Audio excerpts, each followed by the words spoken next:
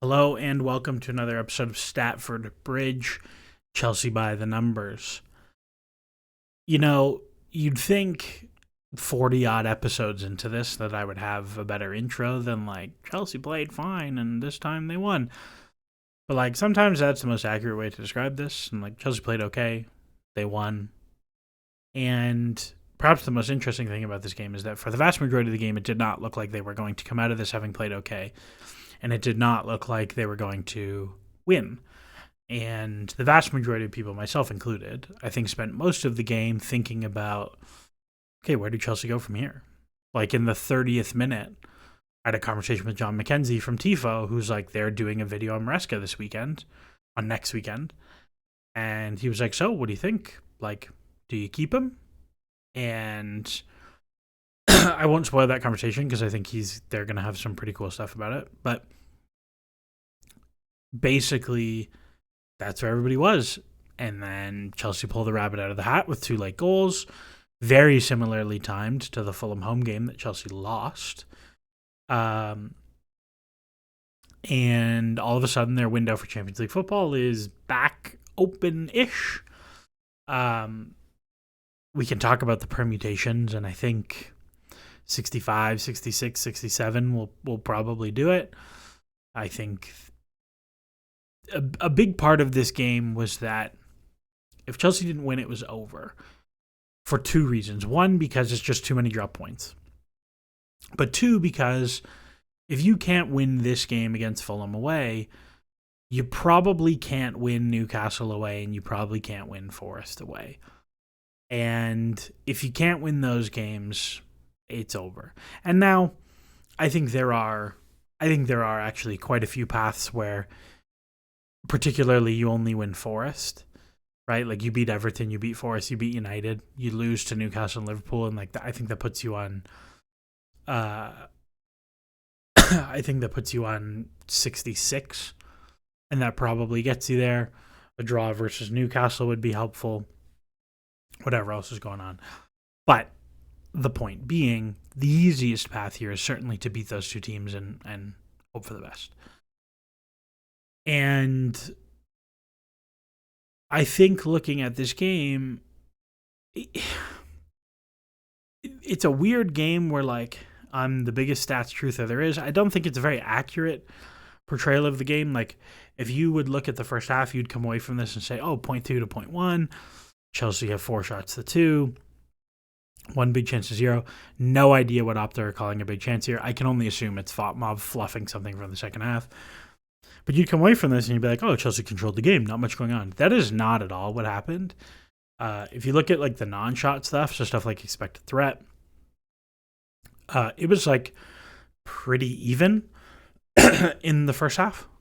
And Fulham had the majority of their threat in the first half. They had a lot of transitions that weren't dangerous, but were on like the verge of being dangerous.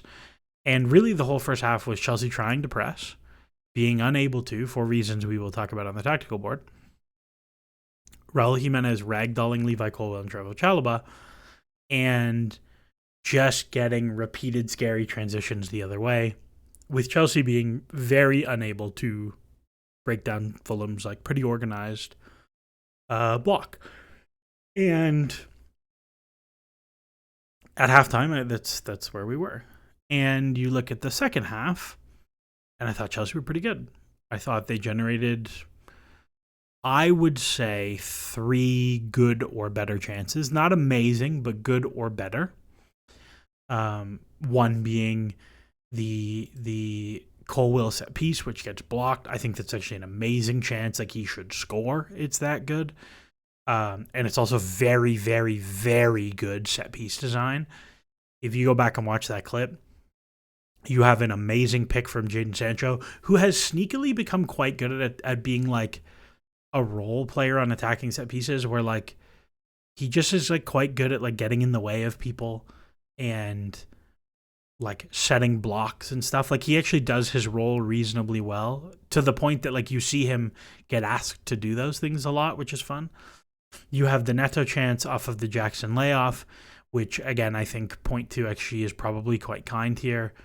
And then you have the Neto goal, which is only 0.07 XG. I don't think that's very accurate for the actual quality of chance that it ends up being, because he's like 13 yards out, dead middle of the goal, uncontested. Like, yes, it hops up on him a little bit, which I guess is why the XG is deflated. My guess is it got classed as a volley, which, like, it is technically. But, like, I think that's a much better chance than the XG thinks it is. And they give up basically nothing the other way. And this is the thing that is positive to me, is that Chelsea this year have been extremely unable to generate field tilt. Not so much generate field tilt, have been extremely unable to generate XG difference against losing game states. Like, I showed it last week, I think. But if you look at or I might have tweeted it after the podcast, but this does not include the Fulham game. Chelsea had a negative expected goal difference in losing game states this year.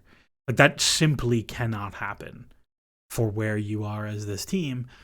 And so it was nice to see against a legitimately good defensive team. Like, Fulham are, I don't know, like the 7th best defense or something like that, at home up a goal, that you were actually able to generate a few opportunities, pretty decent field tilt. Like, Mark Arstad has it, like 18 deep entries, 7 penalty box to 7 penalty box shots to 3. I think the box touches was like 32 to 14 or something like that. Yeah, 32 to 14. Like, that's a pretty solid amount of field tilt against a good defensive team at home or at their place who are up a goal. Like, that's not bad. And again, it's not like the goal they concede is like some amazing chance. Like, they concede 2 shots in the first half, and it's like not a great shot from not a great angle. It's pretty poor by all involved. Like, it starts from a very poor Reece James giveaway, which I'm CFC Central tweeted this, but like, he was not the only one. A few people tweeted this, that like the goal comes from Reece James inverting. He loses the ball like here. Like, that's just where the right back is. Like, that has nothing to do with inverting. He just falls asleep and gives it away. Like, it has nothing to do with Reece James inverting. And Reece James did not have a good game, even a little bit. But like, the goal has nothing to do with him going into midfield. And like, Caicedo takes a terrible angle to recover, and Enzo is late to get back into space, and Levi Colwill opens his legs to block the shot instead of just taking away the back post. And Sanchez is late to react, and like, it's a comedy of errors across the board. It's a bad giveaway, a bad recovery, a bad recovery, a bad recovery, bad goalkeeping all the way through. But you put that aside, and like, Chelsea gave up very little in transition the whole time against a team who were very much set up to play in transition. So it's not that bad. And now, I said, like, I think they kind of played okay. A few people are like, well, they didn't really create that much. And I would say, you create 3 good chances. You're quite lucky that you score one of them and then score one of your not great chances in what is an excellent finish from Tyreek George. But it's fine. It's not great, but it's fine, right? And Chelsea have been running a bit cold on the finishing streak lately, so I'll live with it.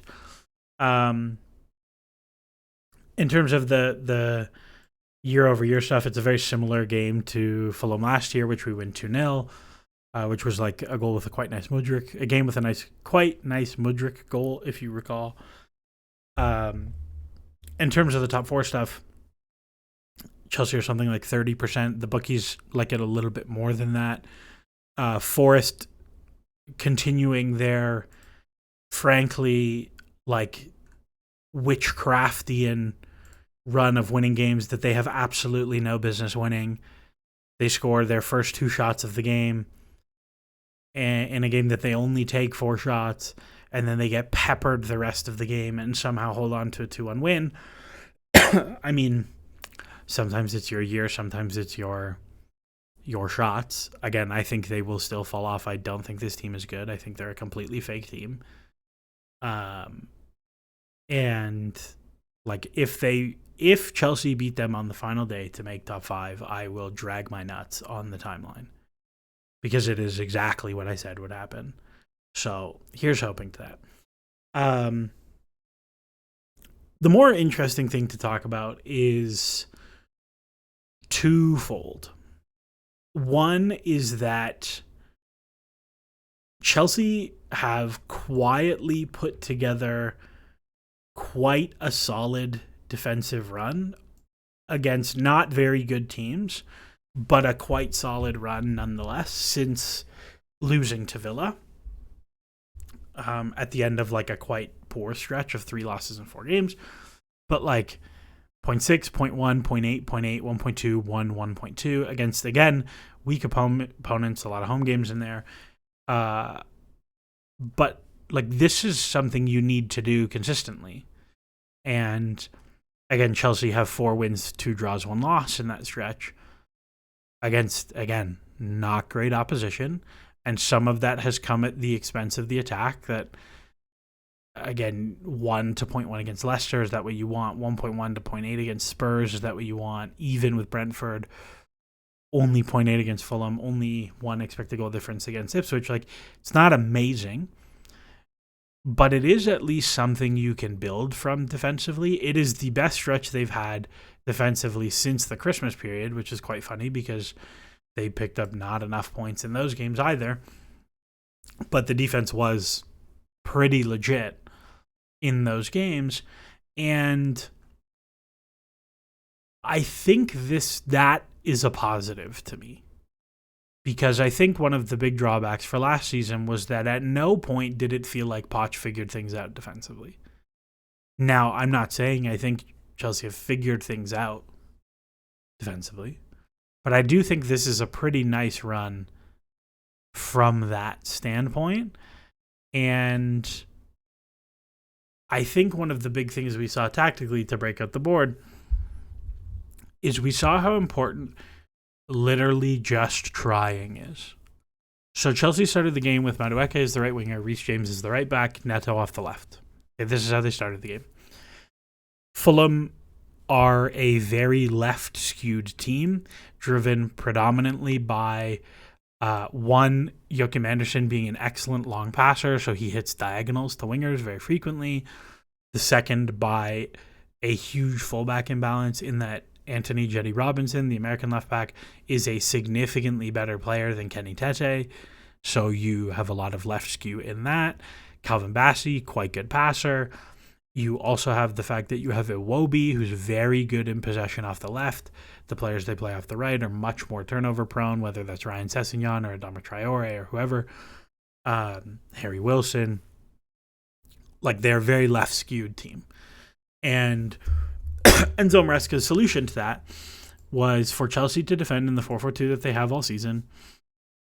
You would have Palmer pick up 1-6. You would have Jackson pick up the other. And what you would have behind that initiation is that as soon as the ball went to Bassey, Jackson would be the lock, is what we call this player, the lock, where Jackson is to not let them play through the keeper and out the other side, or through the DM or through the other center back and out the other side. You are forcing them to their preferred side. I personally do not like this, but I also understand the logic in that if you go the other way, Anderson plays long balls over your head anyways. And then they would have Madueke jump from Jetty Robinson to Calvin Bassey. And because Robinson's starting position is generally quite high, you can have Reece James jump, you can have Chalobah slide into the channel, you can have Colwill pick up Raul Jimenez, and Caicedo is mopping up and Enzo is jumping wherever you need him to, and this is kind of how you end up. So you end up in some weird 4-1-4-1, 4-4-2 thing. And in theory, this works, right? Like you have one player jumps, and then you have a cascade of players who can make their jump as the ball travels, and they're fine. The problem with this is that one, the player you had jumping was Nani Madueke. I think Nani Madueke has improved tremendously as a defender. I think he is still not a good defender. In particular, I thought he was very, very bad in this game. Like, decidedly press-ruiningly bad. And it happens, right? Like, this is the thing with you. Like, you think this is a problem now. Wait till Estevao is playing next season, And you're like, oh my God, Chelsea can't press. And it's like, yeah, because that guy has no idea what he's doing and he's not trying that hard. Maybe he proves me wrong, but it's a thing. The second is that the player that you have flying out to go fullback to fullback is Reece James, who cannot run anymore. He simply cannot. I saw people talking about, why is Reece James not bombing on to overlap? Look at this action where the ball goes to Madueke wide and he holds his position as a defensive midfielder. He can't. He can't. He simply cannot do it. Lakshya Jain, who is a big election modeler here in the U.S., if you follow the U.S. election, you've probably seen his account. He's a Chelsea fan. Him and I are chatting, and he's like, hey, you know what happens when people are like, why doesn't this person who's really good at something not do the obvious thing? The answer is usually because they can't do it. And if Reece James could overlap and bomb on and be his sick overlapping guy, I think he'd be doing it.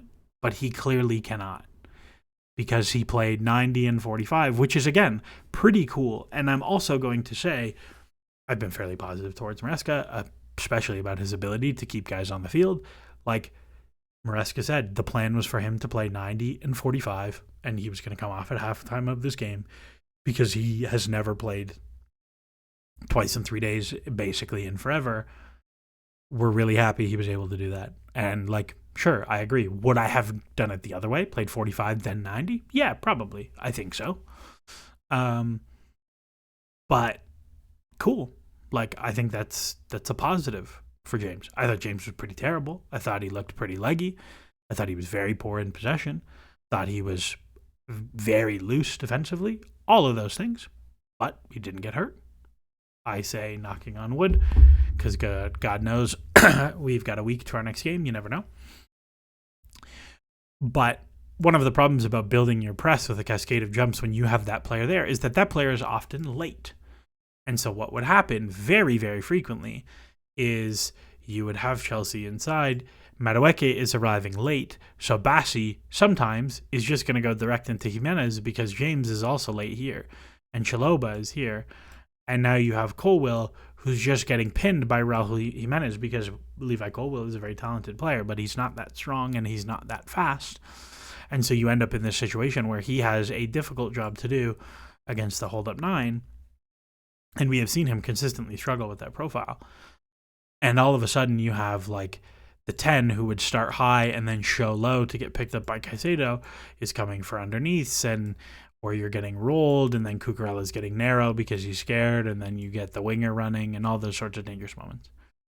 Or you would have Robinson would show low, and because Madueke is he's going to be high and James is going to jump, takes a pretty terrible angle out. We saw this much more in the second half.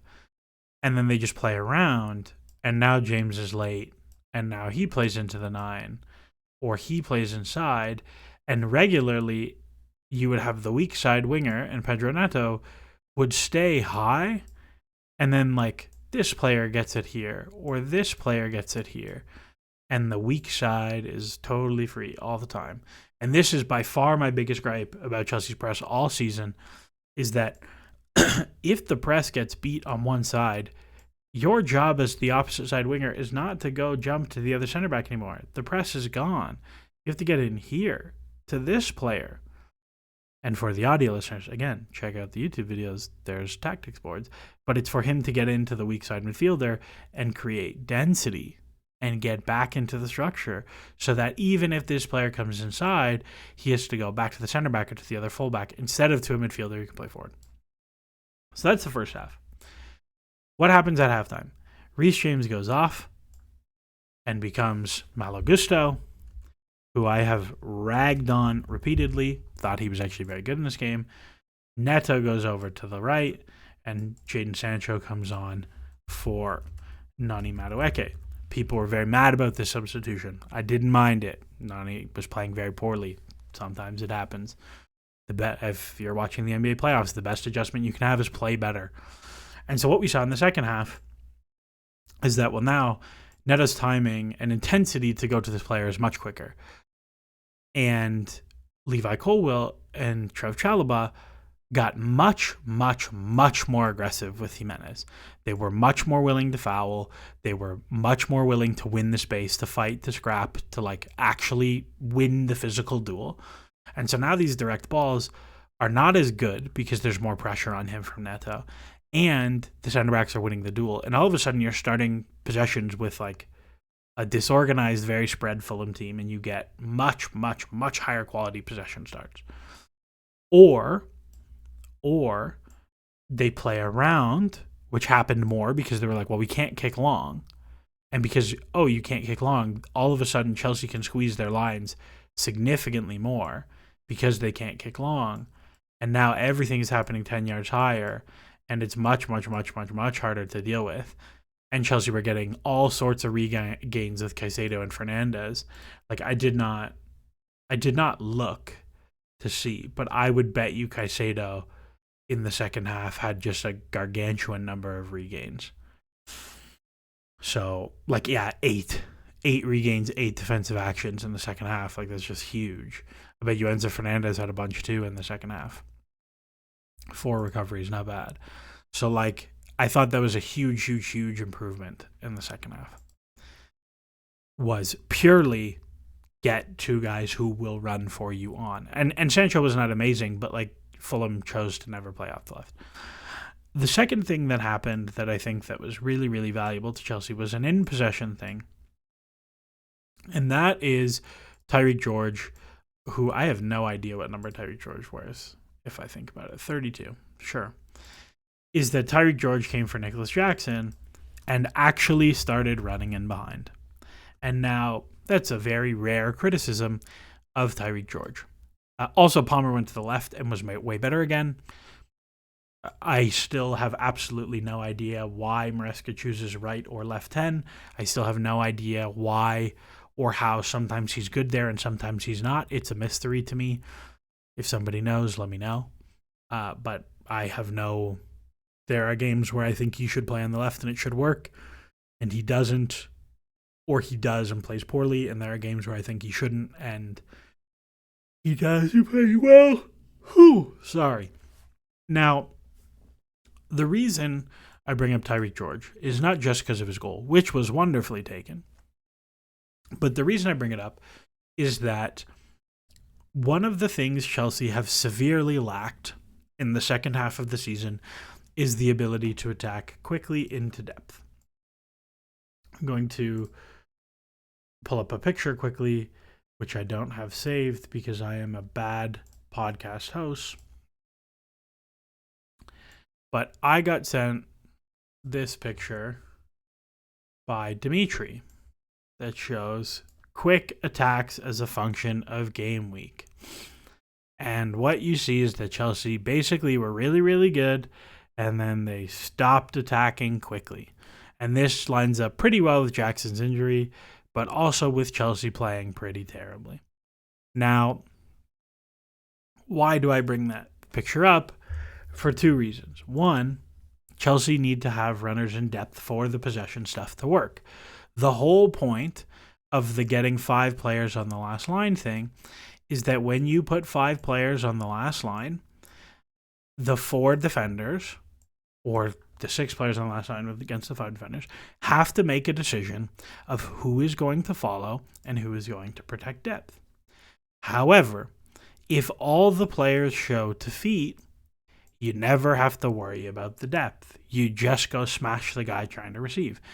And so what happened a lot with Chelsea until the 75th minute is that Nicholas Jackson only showed to feet. He didn't really make very many runs in depth. He only showed to feet. And when you have an organized block, it's very hard to find those passes.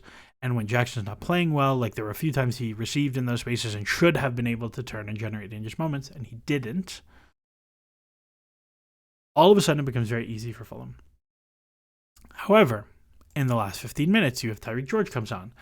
Tyreek George, at this point in his career, is a somewhat limited young player in that Tyreek George is not going to like get on the half turn and create something in a pocket. What he is going to do really well is that as soon as Palmer gets this ball in his pocket, is he's going to make a run in depth. And that's the only thing he's going to do repeatedly over and over and over again. Sometimes in wide areas, he'll back down a fullback and receive it and make it stick. Actually, if you watch Chelsea's goal to win the match, he receives back the play, holds it up against the fullback, gets Chelsea out, and then they build and go all the other way and create this nice moment. But in the middle of the pitch, he is not going to post up. He's not going to link. He's just going to run in behind. And if you watch the last 15 minutes of that game, Tyree George makes so many little runs in behind. And I want to very, very deliberately talk about little runs in behind, right? Like if you look at the graphic, Fulham's backline are on the edge of the penalty area, okay? What does that mean? It means there's not that much space to run in behind to. And what we see very, very often with Jackson or with Nkunku or with whoever, the only striker who I think consistently makes these runs is Guiu, which is hilarious, is once Chelsea get into the final third, everything is to feet. There are very, very few runs in behind. And Tyree George, if you look at his assist against Southampton, if you look at all these other moments, he is very good about like the little 3-yard run in depth and then recycle and start again. And the goal doesn't come from that. The goal comes from Neto trying to make that run in behind and then attacking an under-hit one. And then the second goal comes from, again, I think actually Neto makes the run in depth for Fernandez to get it wide by narrowing players. But all those little movements in depth between George, between Neto, even Sancho, even Palmer, who I thought was much more active moving in behind later in the game than he was earlier, those little movements are so dangerous because if you make that and this player follows, all of a sudden Palmer has a way bigger pocket to do damage from. Or if you make that run into depth from the 10 and you shrink the fullback, all of a sudden Sancho has a much better 1v1 to start his action from. And this has been a thing that has gone out of Chelsea's attack, and it came back briefly in the second half. I am sure as a result of this, Tyree George will be banished from the first team, but that was the thing I noticed. Chelsea play Everton next weekend. We will not discuss the women's game because it was wildly disappointing, but Chelsea play Everton next weekend. Another win that you got to win. You got to win to keep the window open. Newcastle play Ipswich at home, which should be a comfortable 3 points for them. City won late against Everton, but play Villa in the league tomorrow, which will be a huge game. You would love a draw between those two teams. And then on the weekend, Villa play Palace in the FA Cup, which is not great. And then they play Fulham, and then they play Bournemouth. Like, Villa do not have an easy schedule. City play, and then they play Forest in the FA Cup, and then they play Wolves. Their schedule is pretty easy. Like, I think you're looking at it's Newcastle and City in one. So we'll see what happens. Anyways, that's all for me. As always, enjoy the soccer.